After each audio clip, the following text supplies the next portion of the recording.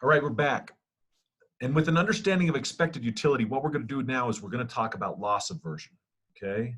So recall from the previous video, what we did is we looked at the shape of the utility function with respect to wealth.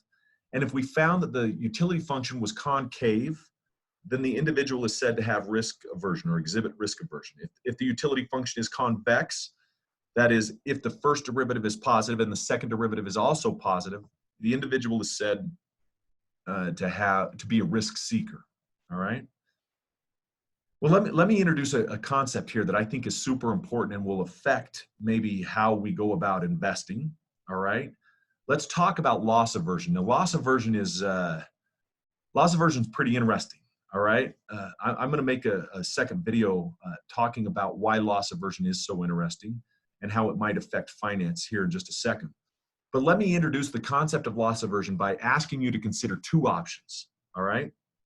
Well, yeah, let's start here. So think to yourself whether or not you would prefer to get $10. So say I'm giving out money here. All right. $10 with certainty. So you can either accept $10 with certainty, or I can roll a 10-sided die. And if you guess it correctly, you get a 1 in 10 chance of earning $100 with certainty.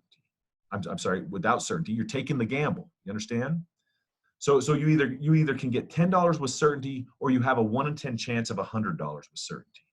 When I ask my class this, generally about half the class will say a 1 in 10 chance of $100. The other half will say $10 if people know that tacos on Wednesday are 50 cents down at the market, then they probably would take the $10 with certainty because that's 20 tacos, right? So anyway, about half the class will take the gamble. The other half the class will take the money with certainty. However, if I just add zeros, so instead, if in option 3, what if I said instead of $10 with certainty, what if I would give you $1 million with certainty, or you can take the gamble of having a 1 in 10 chance of $10 million with certainty? What generally happens is everybody in the class will raise their hand for option 3. They will prefer to have the $1 million with certainty.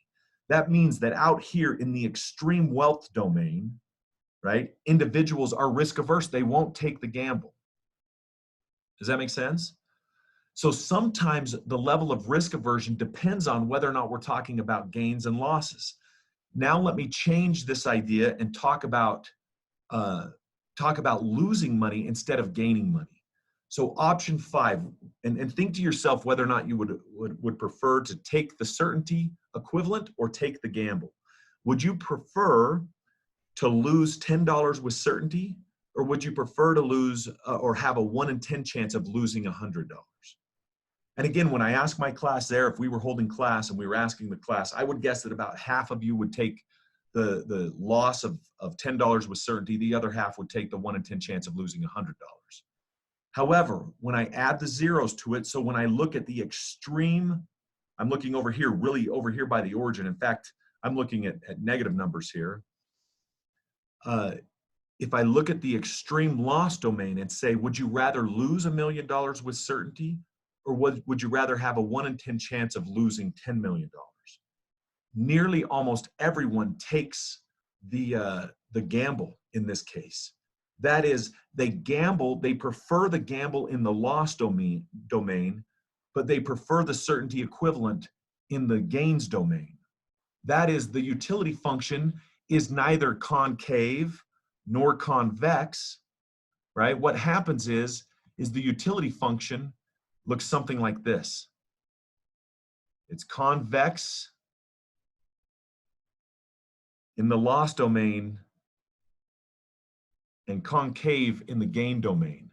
That is, if I'm going to draw a line from, say, the positive gains, the large positive gains, to the negative, large negative gains, you can see that in some areas, the utility function is below that line that I've just drawn, suggesting that the individual is a risk seeker. And in other areas, the utility function is above that line, suggesting that the individual is risk averse, okay? And what this means is that individuals, that risk aversion is not capturing the whole shebang, all right? I think this is important to understand. We're going to talk a lot about risk aversion, but what also needs to happen is there needs to be a discussion about loss aversion. And in the next video, I'm going to talk about that here in just a second.